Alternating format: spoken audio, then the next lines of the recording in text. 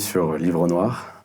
Merci d'avoir accepté notre invitation. Nous sommes ravis de vous recevoir pour cet entretien. Georges Fenech, vous avez une longue biographie. Vous avez été magistrat en Rhône-Alpes, puis à Bobigny. Vous avez également été député de la 11e circonscription du Rhône, sous les couleurs de l'UMP, réélu en 2012. Et vous avez également été le président de la commission parlementaire d'enquête sur les attentats du 13 novembre 2015. Mais si vous venez sur ce fauteuil rouge aujourd'hui, c'est pour nous parler de ce livre, L'ensauvagement de la France, avec pour sous-titre très intéressant, La responsabilité des juges et des politiques. Alors dans ce livre, vous y pointez l'explosion de la violence depuis les années 80, la culture de l'excuse qui nous vient de la gauche, le lien entre l'immigration et la délinquance, la responsabilité des juges, du syndicat de la magistrature et des politiques. C'est donc un livre passionnant. Vous allez avoir le temps de vous exprimer dessus. Mais juste avant de commencer cet entretien, j'invite tous ceux qui suivent Livre Noir à souscrire à notre abonnement, à notre grande campagne d'abonnement numérique et magazine. Vous le savez, Livre Noir est désormais dans les kiosques. Nous avons un magazine qui marche très très bien. Mais pour des raisons de pérennité, nous avons besoin d'abonnements annuels, magazine et numérique. Alors j'invite tous ceux qui feront la démarche à se rendre sur www.livrenoir.fr. Merci à tous ceux qui nous permettront d'évoluer. Alors, Georges Fenech, comme toujours dans cette émission, dans cet entretien, nous commençons par une citation. Pour vous, j'ai choisi une citation de Victor Hugo. Je cite « Être en prison pour un crime n'empêche pas de commencer un autre crime ». Qu'est-ce que cela vous évoque ? Oui, ça fait partie de ce courant de pensée, je sais si j'aime beaucoup Victor Hugo, qui consiste à dire que la prison est criminogène et qu'il faut donc l'éviter à tout prix. On voit où ça nous a amené. Bon. Donc je pense que la prison, comme on dit, c'est un mal nécessaire, et que dans la sanction, il y a cette notion non seulement de punition, d'une souffrance, qui est la privation de liberté, mais c'est le moment de réfléchir, de prendre conscience des actes qu'on a commis, et également de préparer une réinsertion. Donc il y a une valeur éducative aussi dans la sanction. Vous savez, toute politique pénale, elle repose sur ces deux pieds, la prévention et la répression. Si vous faites que de la prévention, ça ne marche pas. Si vous ne faites que de la répression, ça n'a pas de sens. Et moi, je dis souvent que la meilleure des préventions, c'est la certitude de la répression. C'est ça qui dissuade, en fait, le candidat à la délinquance.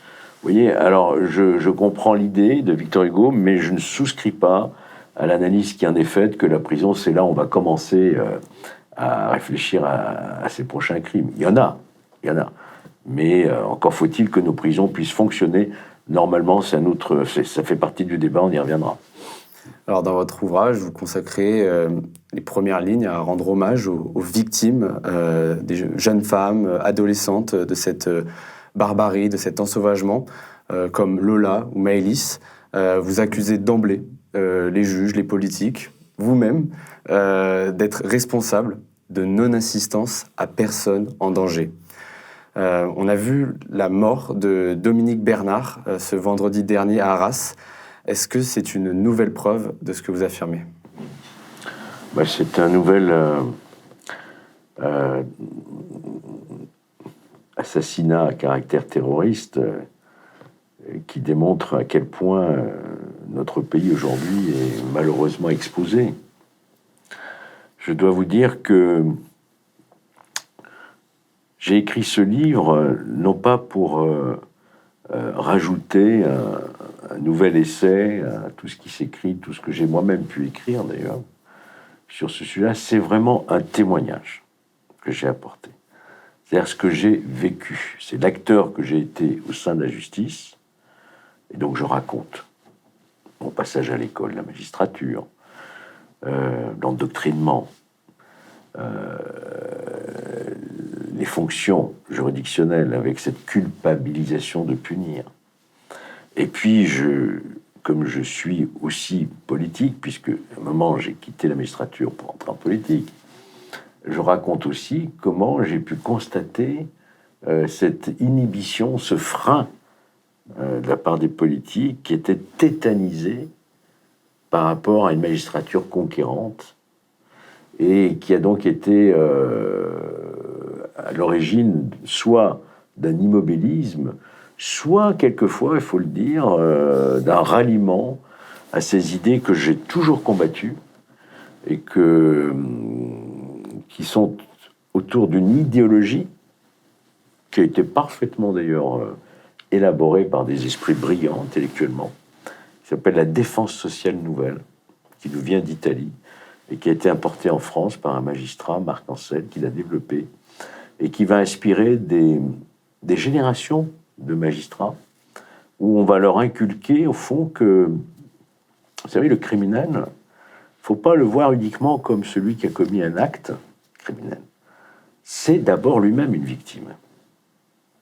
Victime des discriminations sociales, économiques, ethniques. Donc, puisqu'il est une victime, pourquoi vouloir le condamner à tout prix? Il faut le comprendre. Il faut l'excuser. C'est la fameuse culture de l'excuse. Voyez-vous ? C'est cela, contre cela que je m'élève depuis toujours, parce que je n'ai pas cédé à cet endoctrinement, contrairement à beaucoup de mes jeunes collègues de l'époque, et que je considère vraiment comme étant la première, je dis bien la première, des causes de l'ensauvagement de notre pays aujourd'hui, où règne l'impunité, où les délinquants n'ont plus peur de la police et encore moins de la justice. Vous parlez un peu plus loin d'un concept de non-assistance à civilisation en danger. À France en danger. À France en danger, cette fois-ci. Oui. Est-ce que vous pourriez développer cette idée?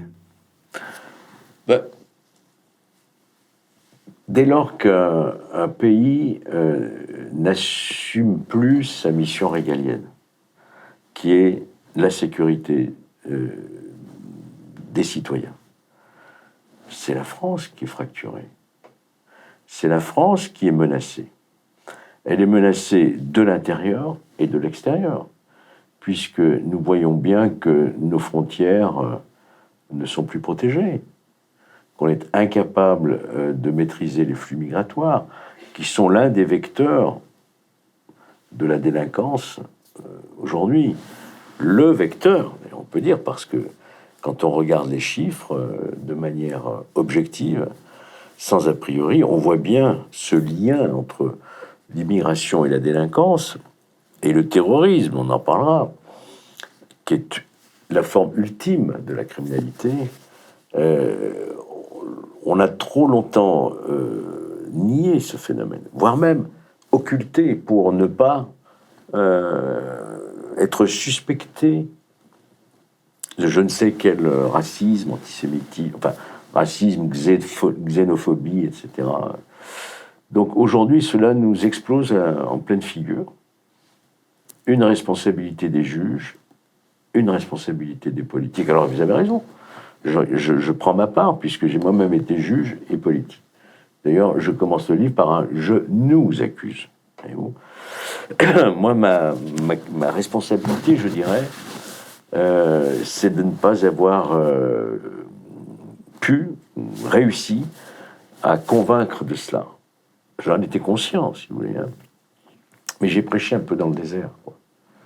Voilà, c'est ça. Je me dis, voilà, est-ce que j'ai fait assez pour alerter? Est-ce que j'ai fait assez au Parlement pour que notre pays soit mieux sécurisé? Certainement pas. Certainement pas, parce que j'ai été pris dans ces mouvements où il fallait pas trop aller à l'encontre d'une doxa dominante. Voilà, la prison, oui, la prison. On pourrait peut-être l'éviter, oui. Les clandestins, après tout, est-ce qu'ils viennent pas réclamer une créance sur nos crimes et nos péchés coloniaux? Donc tout ça a infusé, bien sûr, c'est venu de la gauche, mais ça a contaminé aussi la droite. Mais bon, Donc on a tous une part de responsabilité. Et justement, vous l'avez commencé à l'évoquer, quelle est l'importance de l'immigration dans l'explosion de cette délinquance? Peut-être qu'il y a d'autres facteurs, mais quelle est cette importance-là? Déjà, il faut voir les chiffres tels qu'ils sont accessibles en source ouverte. Il y a 24% de détenus dans nos prisons françaises qui sont des étrangers. Ça, c'est un chiffre incontournable.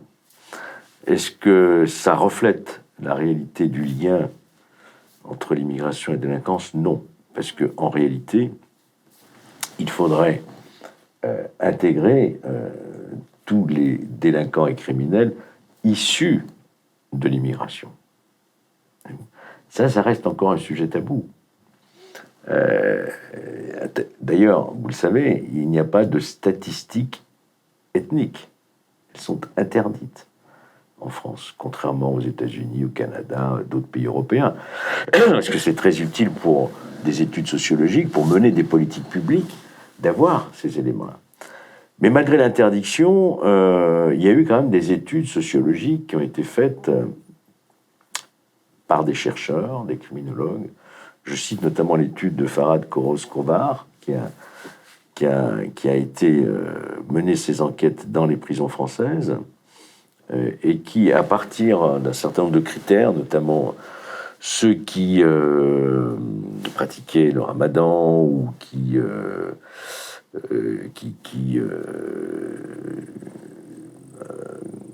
étaient adeptes des menus confessionnels ou du culte musulman. Donc on arrive en réalité à des proportions très significatives, de l'ordre de 60% de délinquants d'origine musulmane, qui sont musulmans,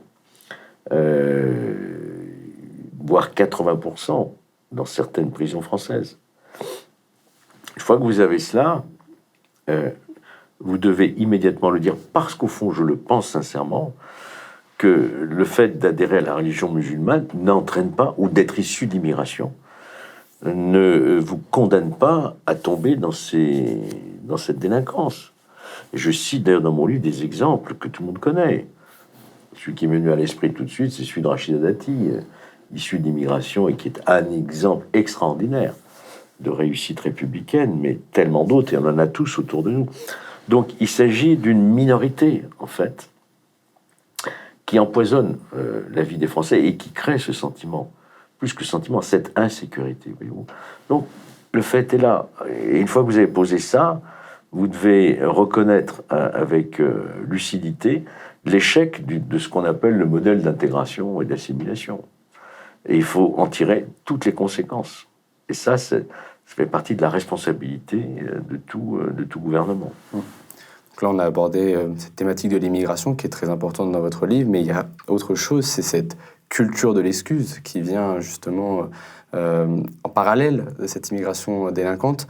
Une question que je me pose à la lecture de ce livre, c'est en fait d'où est-ce qu'elle vient d'un point de vue de doctrine, cette culture de l'excuse qui gangrène les pouvoirs publics? Oui, elle vient très précisément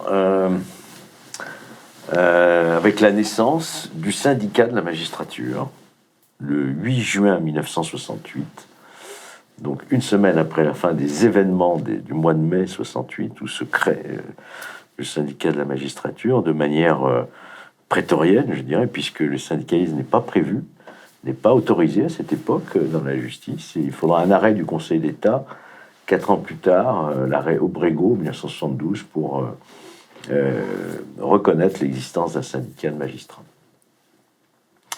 Et ce syndicat va être inspiré, comme je disais tout à l'heure, par cette doctrine de la défense sociale nouvelle, où au fond, le juge a un rôle quasi messianique à jouer.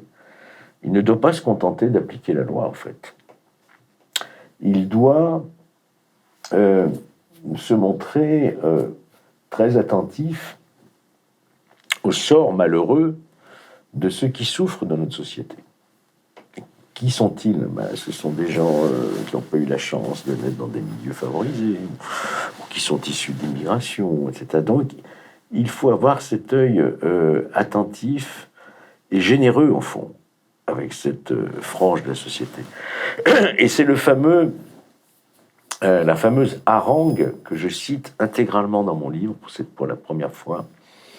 Une harangue qui a été prononcée par un juge, Oswald Baudot, paix à son âme, en 1974 précisément, à Marseille, devant des auditeurs de justice, donc qui terminaient leur scolarité à l'école de la magistrature et qui allaient prendre leur fonction de juge et de procureur.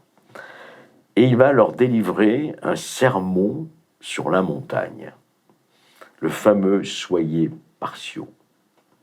En leur disant, vous savez, le métier de juge, c'est pas un métier, faut pas vous gargariser de titres, de pouvoir, de troisième pouvoir. C'est un métier au fond assez médiocre, quoi. Celui de prononcer des peines de prison.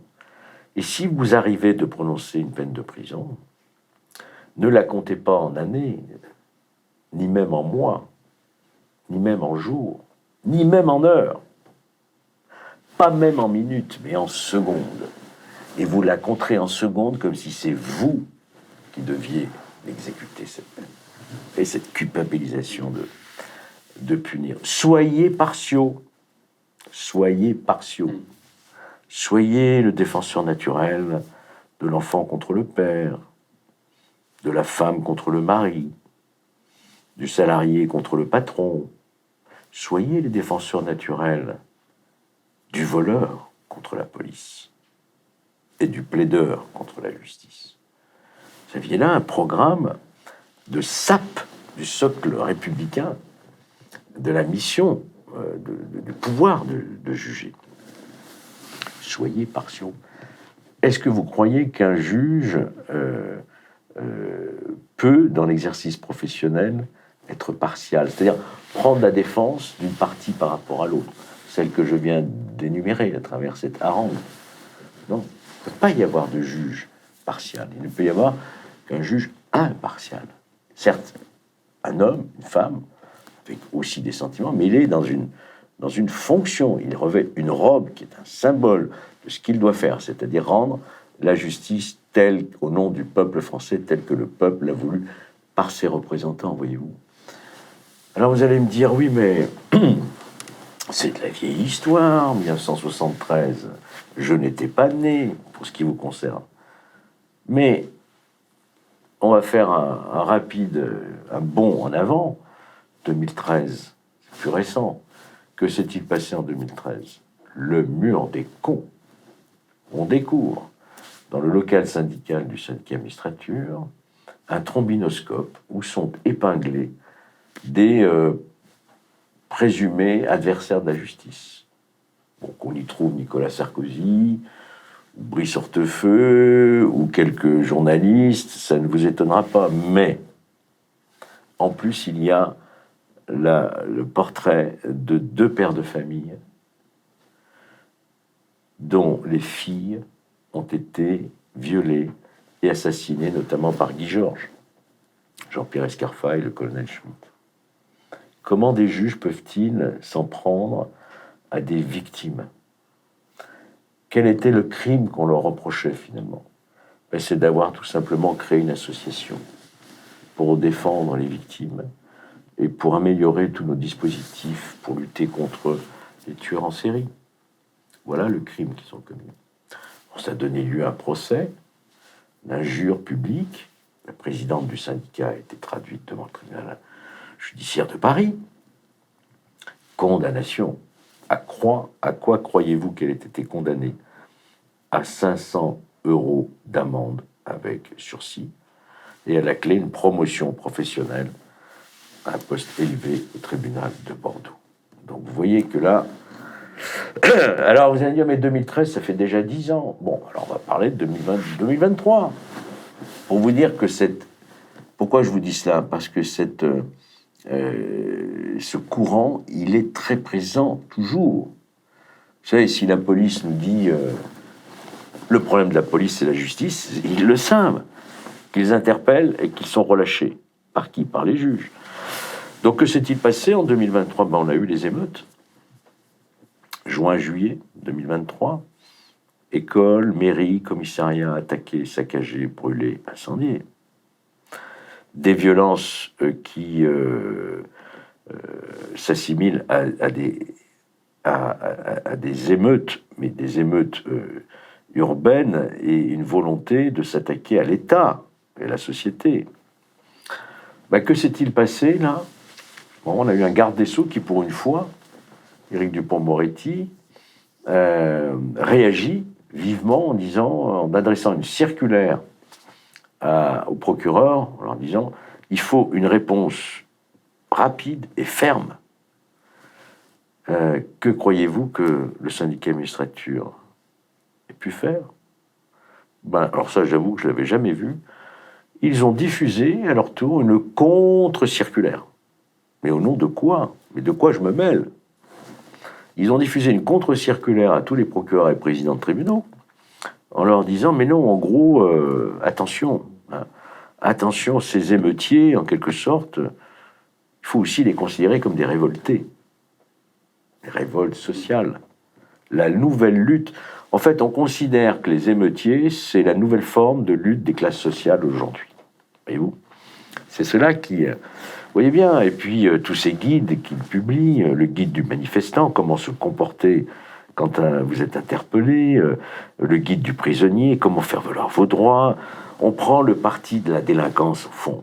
Voilà. On défend la cause de ces gens qui sont victimes d'abord, qui ont commis des actes, certes, mais ils sont d'abord victimes eux-mêmes. Au final, vous avez quoi? Vous avez une impunité. Vous avez une prison qui ne remplit plus son rôle et l'autorité qui recule dans tous les coins du territoire national aujourd'hui. Je considère vraiment qu'il s'agit de la première cause de l'état de délitement aujourd'hui de notre société, que ce soit dans certains quartiers, que ce soit dans les écoles, que ce soit à niveau du trafic de stupéfiants. C'est la première cause. Il n'y a plus de justice efficace. La répression, la chaîne répressive, c'est donc plusieurs maillons. Au bout, c'est la justice qui est là. Si la justice ne remplit pas son rôle, tout ce qui a pu être fait en amont n'a plus d'intérêt. Mais la question qui me vient directement, c'est comment dépolitiser cette justice? C'est-à-dire comment faire pour que le syndicat de la magistrature prenne moins de place dans cette justice? Vous posez la question qui commande tout le reste. D'ailleurs, vous avez remarqué que dans mon livre, je fais une seule proposition précisément. C'est création d'une commission d'enquête parlementaire pour justement analyser ce phénomène de la politisation de la justice et comment extirper le poison de l'idéologie et de la politisation au sein de l'institution. Car quand on parle d'indépendance de la justice, c'est certes l'indépendance vis-à-vis du pouvoir exécutif, qu'il n'y ait pas des interventions sur la justice, il ne peut plus en avoir, mais aussi que la justice soit indépendante elle-même de toute forme d'idéologie, de toute forme d'a priori, de partialité. C'est ça aussi l'indépendance de la justice. Donc je crois qu'il serait temps que les politiques aient le courage de rappeler les magistrats, je dis bien une partie de la magistrature, qui a quand même fait 33% aux dernières élections professionnelles, mais qui a une influence considérable. Il faut rappeler ces juges à leurs obligations statutaires, ne pas prendre de position politique. Livre noir. Oui, ce sera Livre noir. Quel meilleur nom que celui-ci, si proche de ce qu'étaient nos ambitions, celle de contribuer à la vie politique et médiatique du pays, celle de traiter des sujets dont personne ne parle ou dont on ne parle qu'en écumant les mêmes mensonges au service des mêmes soumissions. Aujourd'hui, Livre noir est là. Nous occupons le terrain, les réseaux sociaux, les kiosques et les plateaux. Et demain, grâce à vous, nous demeurerons. Sur Livre noir, nous vous dirons toujours ce que nous avons vu. À vous de voir ce que vous voyez.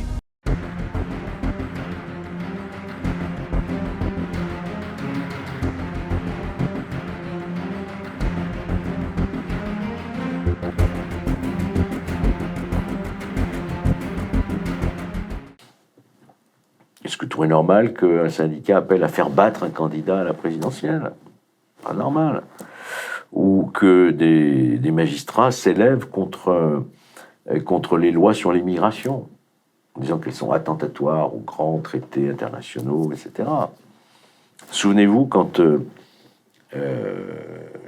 l'Océan Viking arrive à Toulon, M. Darmanin dit nous allons, rassurez-vous, nous allons expulser, organiser le retour de ces migrants, sauf ceux qui peuvent bénéficier du statut de réfugié. Mais au final, c'est le juge qui décide, c'est pas M. Darmanin. Et les juges se sont organisés, voire inorganisés, pour ne pas signer les procès-verbaux, les décisions, les ordonnances de rétention administrative, pour un prétexte quelconque. Manque une signature, pas le temps de s'organiser, voilà, et donc tout le monde a été relâché au fond. Il y a eu, je crois, 4 rétentions. Autrement, tout le monde a été relâché dans la nature, et aujourd'hui, ils sont probablement ici, une partie. Donc vous voyez bien que tous les efforts qui peuvent être faits aussi par le législateur ou par le ministre de l'Intérieur sont battus en brèche par une magistrature engagée et qui refuse d'appliquer les lois sur l'immigration. Une question qui me vient, qui va... C'est grave ce que je vous dis, hein. Je ne sais pas si vous en êtes conscient. Hein. Tout à fait. C'est la remise en cause d'une partie de notre justice qui s'est dévoyée. Hein. Mais vous n'entendez pas ce que je vous dis, vous n'entendez pas. Vous l'entendez très peu. Il y a quelques politiques qui osent le dire, tellement ils sont tétanisés. Et au sein de la magistrature aussi, c'est un petit peu... On rase les murs, hein, parce qu'ils sont aussi dans les commissions d'avancement, au conseil supérieur de magistrature. Donc, si vous voulez garantir votre carrière, il ne faut pas trop la sortir du bois. Une question qui va dans le prolongement de ce dévoiement de la justice, c'est là aussi la question de la CEDH. Récemment, elle a été mise sous le feu des projecteurs par Gérald Darmanin. Il a dit qu'il était possible de s'affranchir de cette CEDH. Quel est votre avis sur cette question ? Ah bah ça, j'ai trouvé ça absolument extraordinaire d'entendre le ministre de l'Intérieur dire de toute façon, si on est condamné par la CEDH, on paiera 3 000 € d'amende, c'est pas grave. Nous allons prendre les mesures qu'il faut, même si elles sont contraires à la Convention européenne des droits de l'homme, même si la France devait être condamnée. Mais vous vous rendez compte, on en est arrivé. C'est-à-dire qu'on a signé un traité européen qui ne correspond plus aujourd'hui à l'état de notre société, parce que je rappelle quand même que la Convention européenne des droits de l'homme a été ratifiée en 1950. Donc il y a déjà 73 ans. La France de 1950 n'est pas la France d'aujourd'hui. Il n'y avait pas ces flux migratoires, cette délinquance, ce terrorisme à l'époque. Et donc je trouve ça extraordinaire de dire, voilà, je suis signataire d'un traité, je vais l'enfreindre et je vais payer, mais plutôt que de l'enfreindre et payer des amendes, retirez-vous de ce traité. Ou au moins renégociez ce traité, comme l'ont fait d'ailleurs d'autres pays européens. Pourquoi croyez-vous aussi que la Grande-Bretagne a fait son Brexit ? Sinon pour se protéger aussi de normes européennes qui portent une atteinte à l'intégrité et aux intérêts même du pays, de la Grande-Bretagne. Je crois qu'en France, aujourd'hui, les esprits sont en train de s'ouvrir là-dessus. Alors, faut-il claquer la porte de la Cour européenne des droits de l'homme ?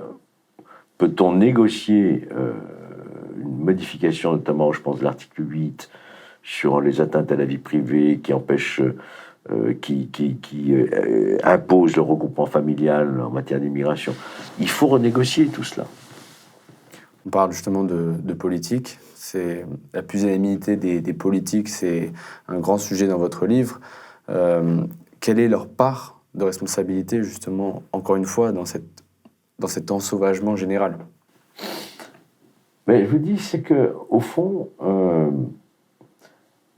ils n'ont pas fait, et je mets tout le monde dans le même sac, si vous me permettez l'expression, hein. Donc je me mets dans le sac aussi. On n'a pas fait les réformes qu'il aurait fallu faire. Et on n'a pas eu le courage de rappeler la magistrature à ses obligations statutaires. C'est ça, au fond. La droite a bien tenté, notamment sous Nicolas Sarkozy, en adoptant par exemple les peines planchées pour les récidivistes, en lançant un programme de construction de 20 000 places de prison supplémentaires. Sauf qu'en 2012, il y a une alternance. Madame Taubira arrive place Vendôme, Et je la revois, je raconte dans le livre, commission des lois, elle enterre tout, elle enterre les peines planchées, elle enterre le programme de même place de prison, et elle développe un système encore plus généreux d'application ou d'inapplication des peines. Et donc on voit bien que là, à nouveau, et elle s'entoure d'ailleurs à son cabinet de ces tenants de la culture d'exclus du syndicat de la magistrature, qui est toujours très présente. Voilà, la responsabilité, elle est là, malgré quelques tentatives, quelques audaces, je dirais. On n'est pas allé au fond des choses, quoi. Dans votre livre, justement, vous évoquez le terme de capitulation politique, pour parler de cela. Oui. C'est justement... Oui, c'est la crainte. Vous vous souvenez qu'à l'époque, c'était des années 90, notamment, c'était l'époque des grandes affaires politico-financières, et donc la jurisprudence Balladur, tout ministre mis en examen doit démissionner, donc on n'a pas intérêt à se mettre mal avec la justice, voilà. Et donc il vaut mieux être du bon côté, et donc ça freine sur les réformes, ça freine. Nicolas Sarkozy avait essayé aussi de réfléchir à l'évolution de la fonction du juge d'instruction. Il avait tout à fait raison, d'ailleurs. On est les derniers en Europe et au monde à avoir un système inquisitoire qui remonte à Napoléon. Il fallait évoluer. Bon, on l'a tout de suite suspecté de vouloir se protéger lui-même. Et aujourd'hui, il y a toute une armada de juges derrière lui qui est en train de régler quand même quelques comptes. Hein. Donc vous voyez que les politiques ont peur en fait d'une magistrature qui n'hésite plus à dire, voilà, juger c'est un acte politique, hein, que vous vouliez ou non. On est là pour appliquer les grands traités internationaux. Si vous nous votez des lois qui ne paraissent pas, nous, juges conformes aux traités internationaux, eh bien, on ne les appliquera pas. C'est une forme de... comment vous dire, c'est une forme de subversion, en fait. Il y a là un caractère subversif. Et c'est Mitterrand qui avait dit... vous avez cité Victor Hugo, mais Mitterrand avait dit les juges ont tué la monarchie. Ils finiront par tuer la République. Et Mitterrand se méfiait aussi beaucoup de cette justice qui empiétait sur son rôle. L'une des forces de votre livre...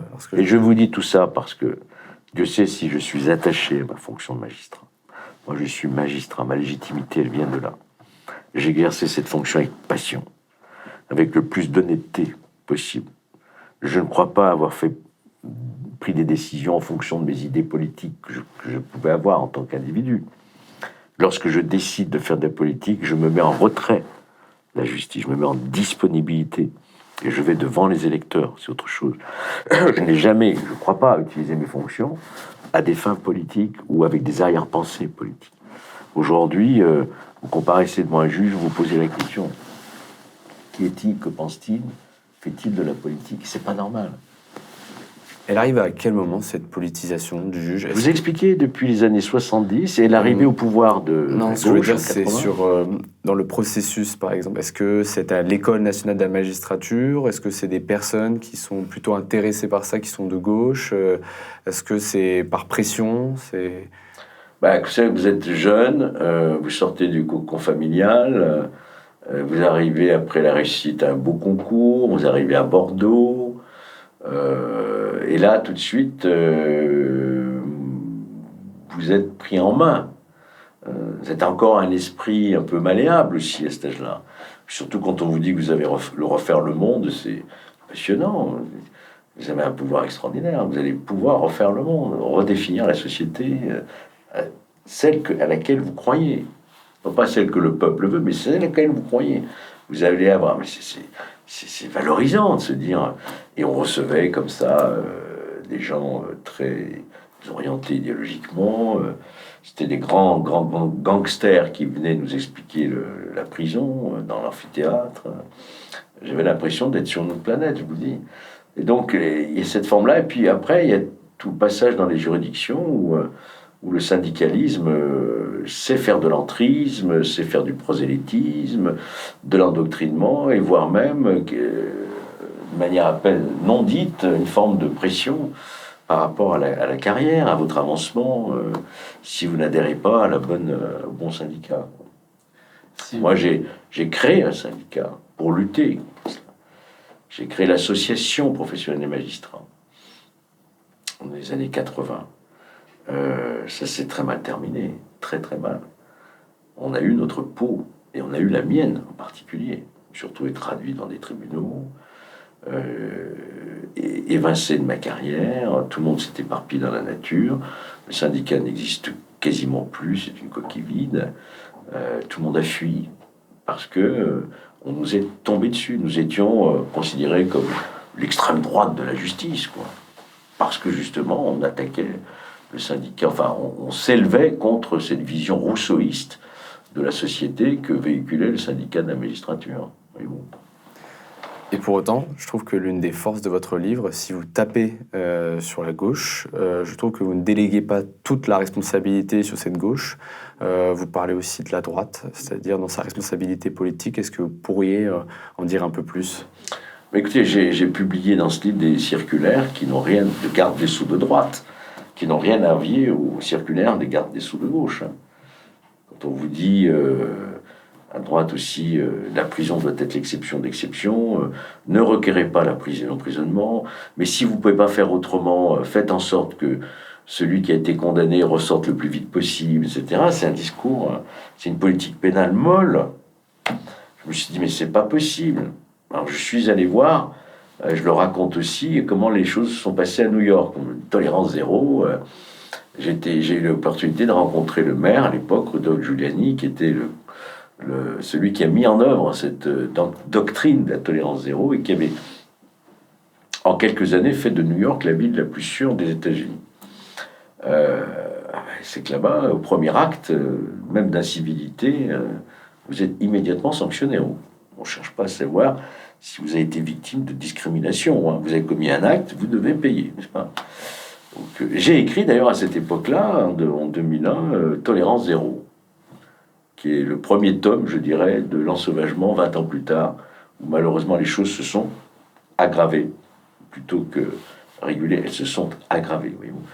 Et pourquoi je vous cite aussi New York ? Parce que je suis convaincu que la criminalité à ce point n'est pas une fatalité, elle est la résultante de ce que je viens de développer.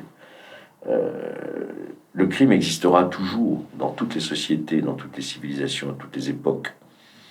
Mais une société qui, comme la nôtre aujourd'hui, est soumise à l'autorité des caïds, à l'autorité étrangère qui arrive de tous les côtés, qui voit ses menacer, violenter ses élus, ses pompiers, ses policiers, ses gendarmes, assassiner ses enseignants, la société, elle peut disparaître.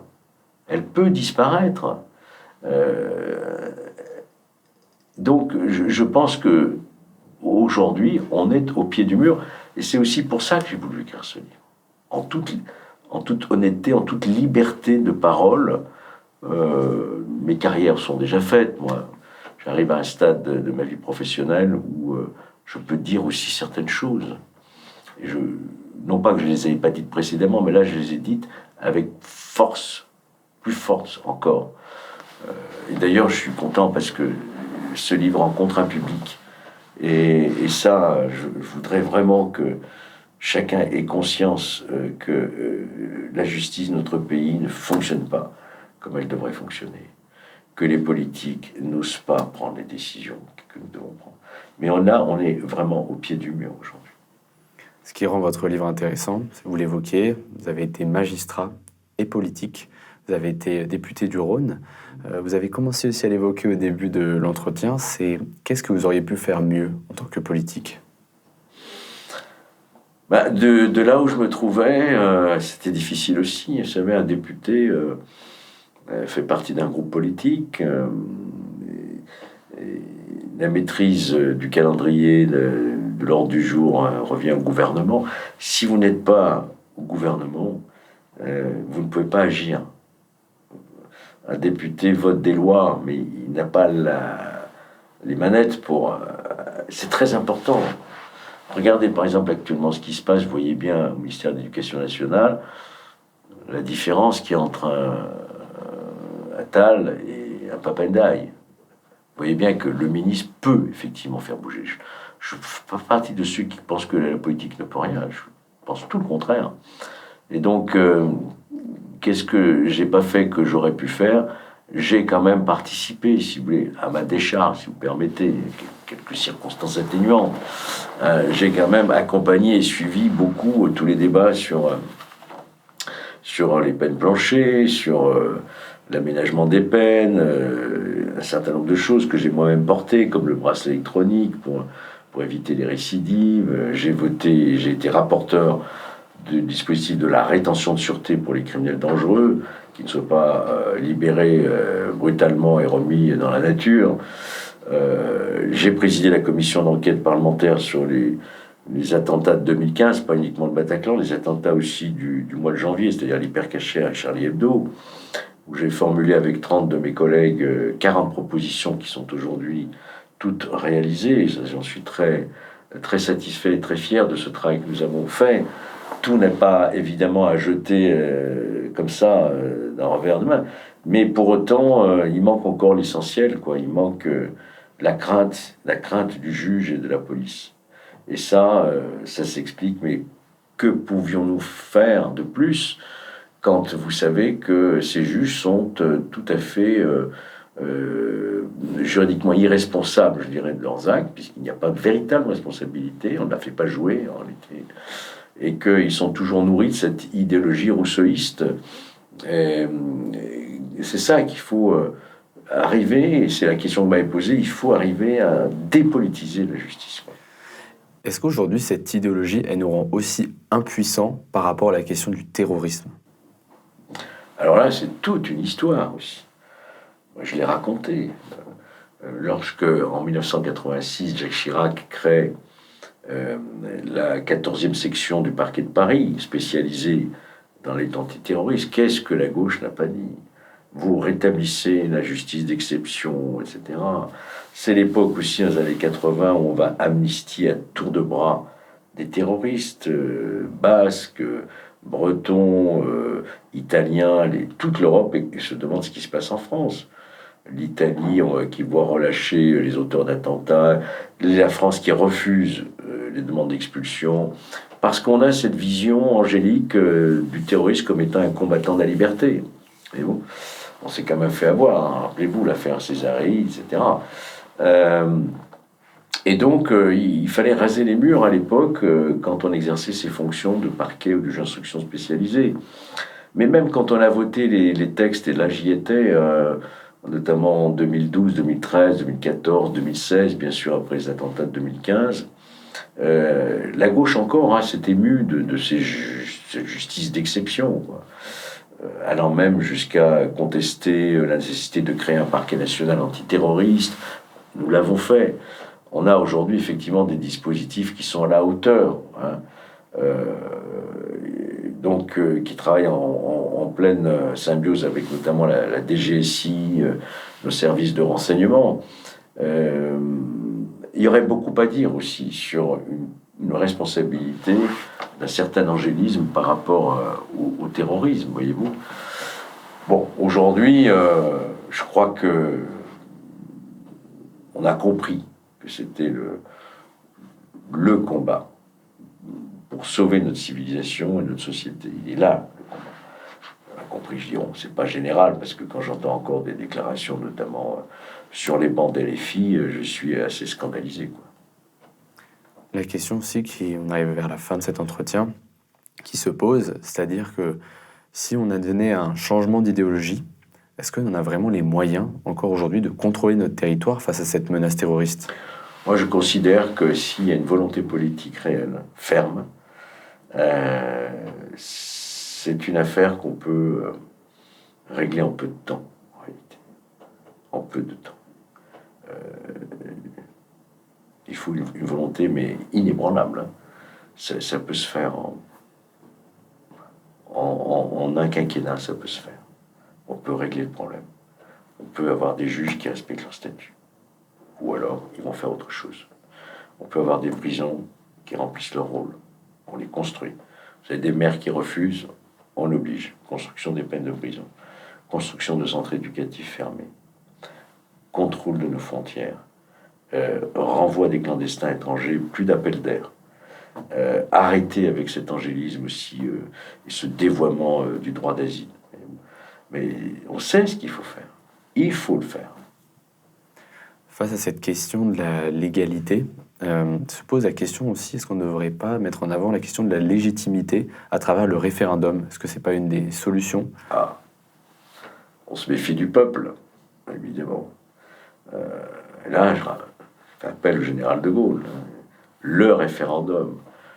Quel formidable levier que l'onction du suffrage universel. D'ailleurs, de Gaulle se méfiait des juges aussi. Hein. Vous avez vu, dans la Constitution de 58, dont il est le père avec Debré, il y a un titre 1, c'est du pouvoir exécutif, un titre 2 du pouvoir législatif, un titre 3 de l'autorité judiciaire. Ça n'est pas une autorité judiciaire. Hein.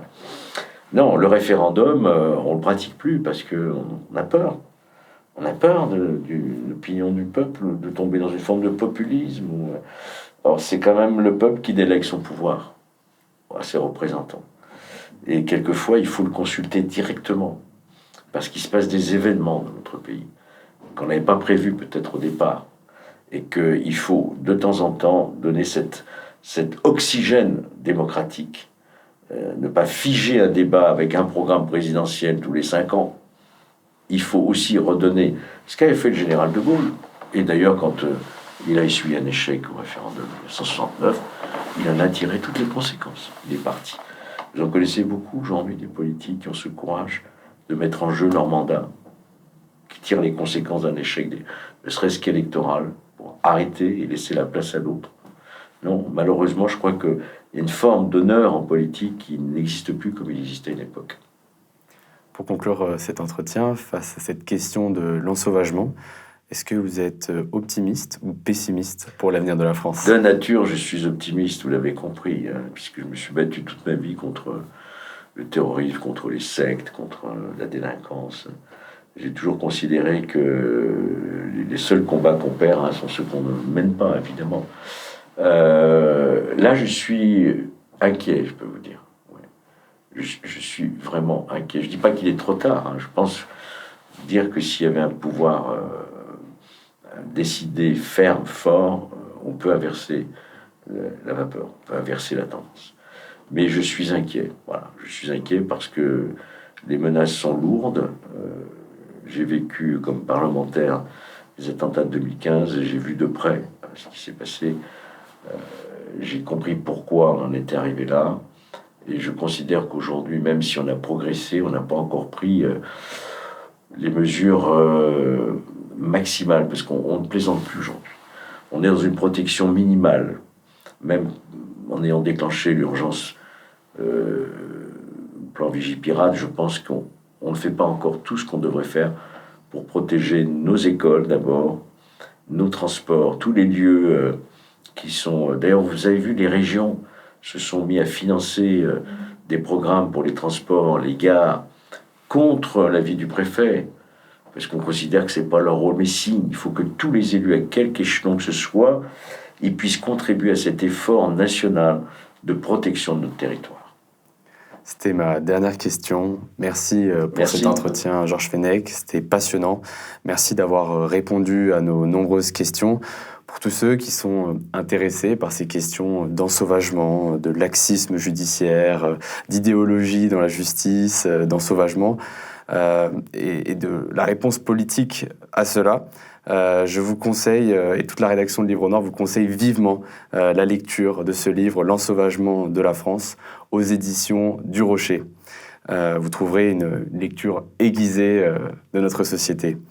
Avant de conclure cet entretien, j'invite encore une fois tous ceux qui soutiennent Livre Noir à soutenir notre grande campagne d'abonnement magazine et numérique. Comme je le disais au début de cet entretien, Livre Noir se développe beaucoup. Nous avons désormais un magazine en kiosque, mais nous avons besoin de votre soutien annuel pour plus de pérennité. Pour cela, je vous invite à vous rendre sur notre site www.livrenoir.fr pour nous soutenir. Merci infiniment et bonne soirée à tous.